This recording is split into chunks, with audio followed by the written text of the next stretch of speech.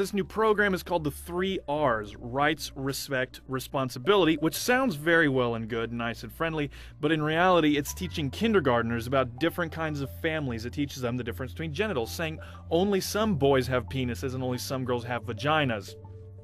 It teaches gender differences aren't real. The teacher, for example, reads My Princess Boy or 10,000 Dresses, which teaches about a boy wearing girls' dresses because he feels like a girl. It also teaches kindergartners the idea of consent, and I don't have to tell you why that's sick.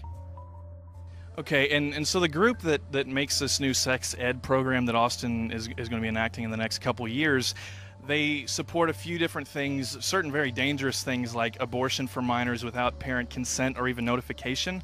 That's probably the biggest thing that I would be worried about. What is if you had to talk about one issue with this new program, which one would you talk about in particular if you could do that?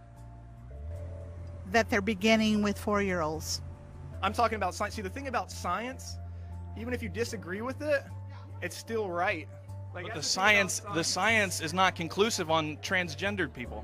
Right, but in the meantime, if you're seeing that it's not, that they're not harming anyone else and simply expressing themselves how they want, then... Do you believe that a 5-year-old should be able to say, Mom, I feel like a girl, even though outwardly I'm a boy? Do you think that 5-year-old should be treated as a girl? Yes. Do you feel that they should be put on hormone blockers just before they go on puberty to keep them from growing into more masculine features? I think that there's plenty that is what you just named there is a small case of that. And also, I think it's important that when we talk about bullying and when we talk about these protesters' objections, that they want to make sure that LGBTQ people are acknowledged, that they exist. We have to be aware of all kinds of bullying. There are many instances where people are pressured into identifying as gay when they're not, or when it's not the right time for them to come out. There are many people who are pressured into having sex, oral sex, anal sex, vaginal sex, and we have no I don't really see people discussing that. They're always talking about bullying as if there's a person who needs to come out as gay and he can't because they're not being accepted. We don't hear about all the times that people are told that because they like playing with flowers and because they're not good at sports that they must be gay, and then they're pressured into sexual activity. Oh, hey, how's it going? You're the girl with the hate group. How's it going? See, that all you guys can do is try to discredit people based on nonsense like that. How did you guys feel about the people who came today with opposing views?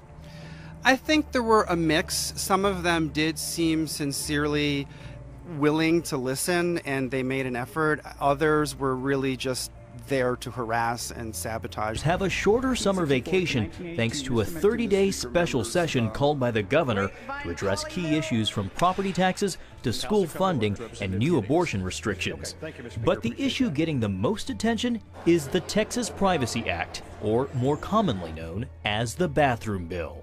It would require public schools and government buildings to limit bathroom use to a person's gender as reflected on their birth certificate or driver's license, and keep transgender athletes from competing in high school sports. And we need to demand that they need to stop SB3. Allies protesting the measure include transgender Texans, big business, and law enforcement. We are not trying to harm anyone. We're just saying that we are part of society and we deserve to be treated with respect. They call it hateful, bigoted, and an attack on their civil rights.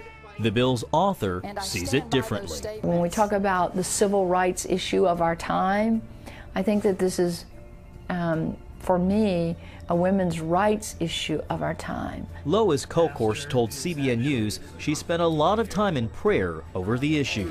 I really went into this about protecting women and children in those intimate spaces from what would be sexual predators. I think that the mainstream media has turned it into something else. While it passed the Senate, moderate Republican leaders in the House appear to have blocked the measure, saying it could drive away business.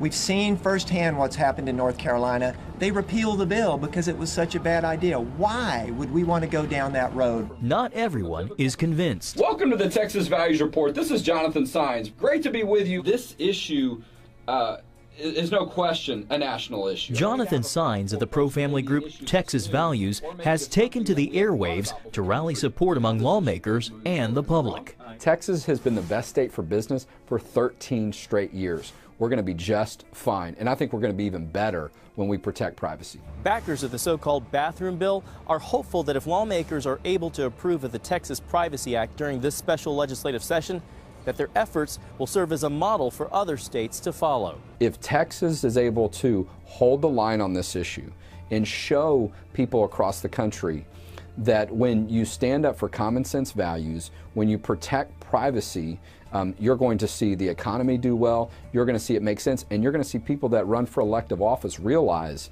that that's one way you continue to stay in office. While the LGBT community says they fight for equality and justice, for Senator Colkhurst, this is about safety and, in her words, putting daughters before dollars. We don't want to discriminate. We're all God's people. We're all God's people. But that should not infringe on those that choose to identify with the birth that God gave them, with the sex that God gave them. Supporters of the Texas Privacy Act vow the fight is far from over. Tonight, a mystery unfolding in Cuba. American officials in Cuba suddenly falling ill. Our Americans were not safe, they were not secure. The State Department and FBI not revealing what made them sick or their symptoms, but sources tell ABC News that starting in the fall of 2016, it appears some officials were exposed to a sonic device that caused hearing problems and other physical symptoms. This all unfolding just a few months after President Obama made that historic visit to Cuba, reestablishing diplomatic relations. So why now?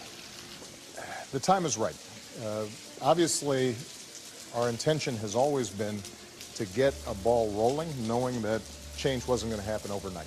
But this latest incident triggering retaliation, the U.S. expelling 2 Cuban diplomats despite not knowing who exactly is to blame. We can't blame any one individual or a country at this point yet. This surveillance video shows an Ohio teacher and an aide carrying and dragging a 7-year-old boy with autism to the elementary school's office. After they say they tried to discipline the boy on the playground, one can be seen dragging kindergartner Corbin Kemley by his ankle as he's face down on the floor. I was shocked. In my eyes, it's abuse. I don't think anybody would want that to happen to even a pet, not alone your child or a special needs child. His mother posting the video on Facebook after a prosecutor declined to bring criminal charges against the teachers, saying the incident did not meet the elements required for felony prosecution.